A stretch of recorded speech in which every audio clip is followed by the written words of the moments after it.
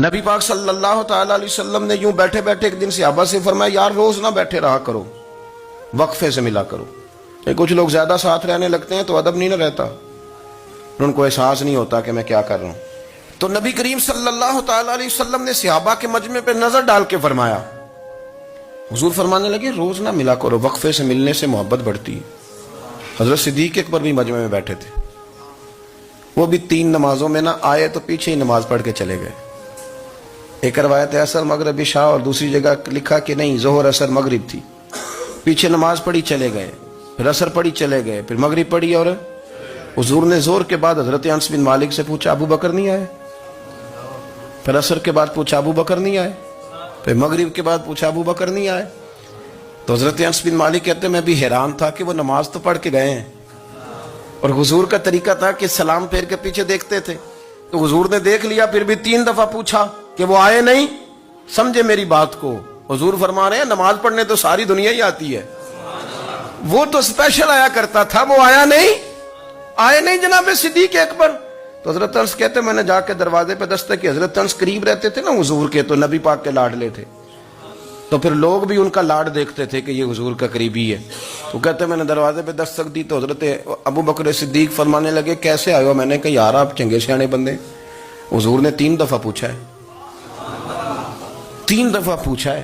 تو حضرت سیدنا ابو بکر صدیق دوڑے آئے، حضور حکم ہو؟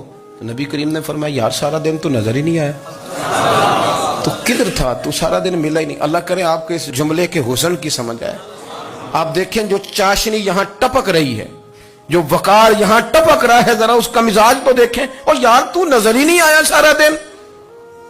تو حضرت صدیق اکبر کہتے ہیں کوئی بات بھی نہیں تھی پر میں رو پڑا۔ میں نے کہا حضور آپ نے تو فرمایا تھا کہ ذرا وقفے سے ملا کرو، محبت بڑھتی ہے۔ تو حضور فرمانے لگے ابو بکر میں نے کہا تھا پر تجھے تو نہیں نہ کہا تھا، تو کوئی اور تھے جن کو کہا تھا، تجھے تھوڑا کہا تھا، اور اتنے بڑے جملے نہیں ملیں گے۔ رسول کریم فرمانے لگے تو یہیں رہا کر، تو رہتا ہے تو میرا دل لگا رہتا ہے، یہیں رہا کر، میرے پاس رہا، تو نہ جایا کر یار، تو ادھر ہی رہا۔ او پانی پر نہ سہیلیاں رنگا رنگ کڑے، او سجنوں اسی تے پریا اس دا جانیے جس دا توڑ چڑھے۔ آپ ذرا اس لطف کو آپ دیکھیں، اس ذائقے کو۔ میرا دل کرتا ہے کہ میں یہ حدیث نہ لوگوں کی روحوں تک اتار دوں۔ حضور فرماتے ہیں میں نے جس کے سامنے دین پیش کیا اس نے دلیل مانگی، وہ بھی کوئی اپنا ہے جو اپنوں سے دلیلیں مانگے، وضاحتیں مانگے، یہ کیسے تھا تو وہ کیسے تھا، تو یہ چیز کدھر سے آئی تو وہ کدھر گئی۔ آپ اپنوں سے دلیلیں مانگ رہے ہیں، آپ اپنوں سے اپنوں کو کٹہروں میں کھڑا کیا۔ حضور یہ نہیں فرماتے کہ دلیل تھی کوئی نہیں، فرمایا جس نے مانگی میں نے دی دلیل، اور لوگ دلیل دیکھ کے مسلمان ہوئے۔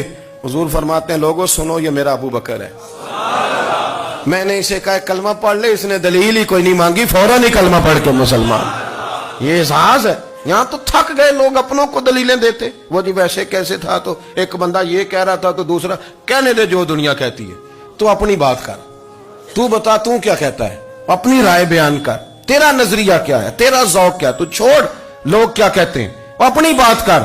اگر ابو بکر صدیق لوگوں کے کہنوں پہ چلتے تو مکہ تو سارا کچھ اور کہہ رہا تھا، اس وقت تو کچھ تھا ہی نہیں جو کہتا کہ نہیں تو ٹھیک چل رہا ہے، دنیا ساری کچھ اور کہہ رہی تھی، لیکن صدیق اکبر کہہ رہے تھے نہیں نہیں، سچ وہ ہے جو مدینے والے رسول فرماتے ہیں، سچ وہ ہے جو میرے آقا نے فرمایا ہے۔ اپنی زندگی میں انہوں نے بتایا لوگوں کو کہ دین کا مزہ لینا ہے تو پھر ذرا غلامی کر کے آتا ہے، پھر ذرا پورا پیار کر کے آتا ہے، پھر پوری محبت دے کے پھر غلامی کا مزہ